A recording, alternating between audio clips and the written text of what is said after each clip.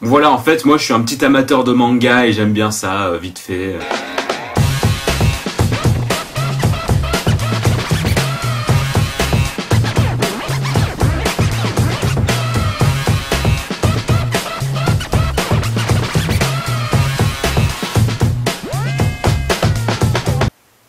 Quoi?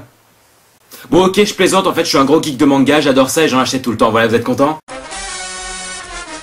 Bah ouais, je sais, mais pour moi les mangas, tu vois, c'est comme la musique, quoi, c'est vraiment ma culture. Bon, si vous êtes né il y a pas longtemps ou si vous êtes un copain de Cortex, ça peut arriver, je vais vous expliquer ce que c'est les mangas vite fait, c'est très simple. En gros, ce sont les BD japonaises, hein, voilà, en gros. Sauf qu'il n'y a pas de couleur, que ça vient du Japon et que ça sort beaucoup plus rapidement. Alors déjà, primo, je sais pas pourquoi, mais la plupart des gens, dès qu'on dit le mot manga, ils voient ça. Non, hein, les mangas, c'est pas que des petites filles toutes kawaii avec des yeux en forme de cerise, hein. Non, c'est pas que ça les mangas. Et en fait, ma moquette a remarqué un certain truc. C'est que les gens de la société qui ne s'intéressent pas aux mangas ont toujours les mêmes clichés dans leur tête. Ils ont toujours les mêmes préjugés. Ah non, mais je vous jure, hein, les gens qui lisent pas les mangas, ils ont tout le temps les mêmes a priori sur ça.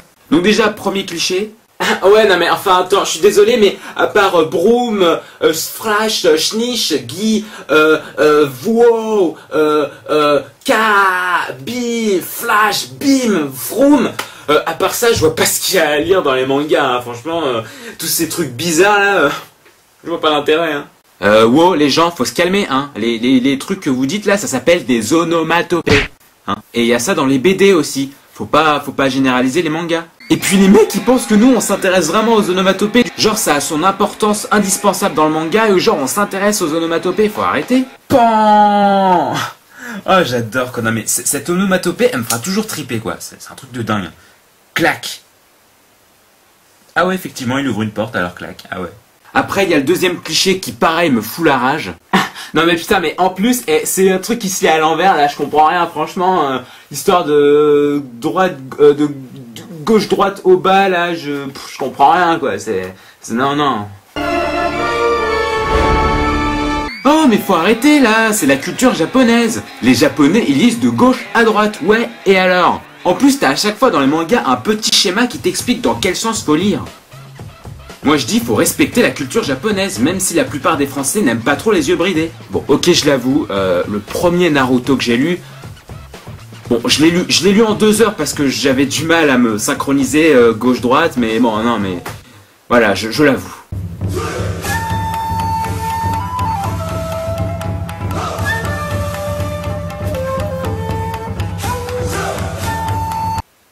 Mais il était pas censé être mort, lui? Et enfin, dernier cliché. Ouais, enfin, attends, le truc c'est en noir et blanc, quoi. Non mais c'est n'importe quoi. Les BD au moins c'est en couleur, tu vois. Oh, mais attends, mais comment tu veux comprendre? C'est en noir et blanc.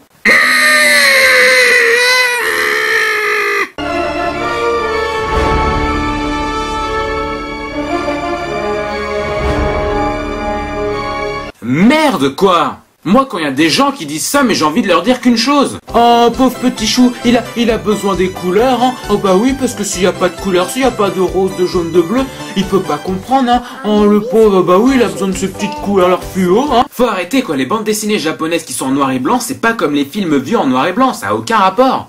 Et puis après, il reste bien sûr les autres clichés classiques du genre les mangas, c'est que des meufs avec des gros seins, de la baston, du sang, et etc., etc. Non, hein, j'ai envie de dire non. Parce que des mangas, il y en a de toutes les sortes. Les mangas, ça parle absolument de tout. Mais quand je dis de tout, mais de tout. Je suis sûr que vous, mesdames et messieurs, les personnes qui n'aimaient pas les mangas, je suis sûr qu'il y a forcément un thème qui est abordé dans les mangas qui vous plairait. J'en suis sûr. Non mais je vous jure les gens, on peut vraiment inventer n'importe quoi avec les mangas. Genre vas-y, je sais pas, un mec super musclé qui pourrait faire de la boxe, mais non, il va être cuisinier et il part dans faire le tour du monde pour trouver des aliments pour créer un plat parfait. Ça, on dirait Top Chef, mais c'est génial comme manga. Ah oui merde. J'avais oublié que ça existait déjà. Bon et après, si t'es un fan de manga, tu écoutes sans doute des chansons japonaises. Des chansons que tu retrouves dans les génériques des mangas, oui, parce que les mangas sont donc adaptés en dessin animé, et donc il y a des openings et des endings, genre des génériques, qui sont bien sûr chantés en japonais, et qui sont souvent pas mal, je l'avoue. Bon, comme j'en ai un petit peu marre de jouer le mec qui fait des clichés, je vais le dire moi-même, hein. Il y en a qui disent genre, ouais, mais t'écoutes du japonais, alors comment est-ce que tu peux comprendre? Tu écoutes des trucs que tu comprends même pas. Ah oui, parce que vous, mesdemoiselles, des fois, vous écoutez peut-être pas des choses que vous ne comprenez pas, hein. Nossa, nossa, assim você me mata. Ai, se eu te pego, ai, ai, se eu te pego, ai. Eh bah ouais mesdames, faites pas genre, je suis sûr que vous aussi vous écoutez des musiques où vous comprenez même pas les paroles. Bon, certes, j'avoue, il y a des auteurs de manga qui partent un peu en live, du genre ils commencent une histoire, ils arrivent pas à s'arrêter, donc ils dessinent pendant des tomes et des tomes et des tomes et des tomes, et que du coup ton porte-monnaie il est en mode... Mais bon, on peut pas trop leur en vouloir non plus. Parce que pareil, là aussi on peut prendre un autre exemple, mesdames. Des séries du genre Desperate Housewives, du genre les frères Scott, hein, qui sont à la base bien, et puis qui continuent, jusqu'à un truc what the fuck quoi. Ah si, les frères Scott, ça devient what the fuck. Attends, tu m'expliques pourquoi à la base c'est l'histoire de deux frères comme son nom l'indique, les frères Scott, et qu'à la fin il y en a plus qu'un. Tu m'expliques pourquoi il y a plus que... Moquez-toi votre tension.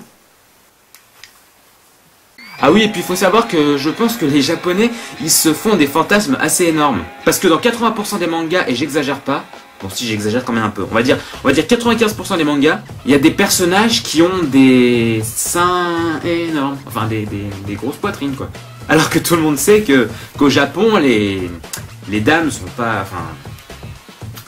Vous m'avez compris quoi. Bah ouais, ça fait une sorte d'antithèse en fait, les personnages féminins de manga. C'est comme si moi j'écrivais un livre dans lequel je mets un personnage français féminin qui est blonde et qui est intelligente.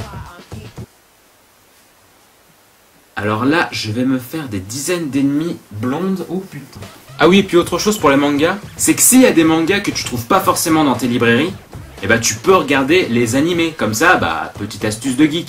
Mais le problème avec les animés, c'est que les producteurs s'amusent à mettre des épisodes qui n'ont rien à voir avec la série. Je donne un manga tout simple, hein, Bleach, qui est l'un des shonen les plus lus dans le monde entier. La série animée, il y a 354 épisodes, et il y en a au moins 200 qui n'ont rien à voir avec le manga original. Hein, je blague pas.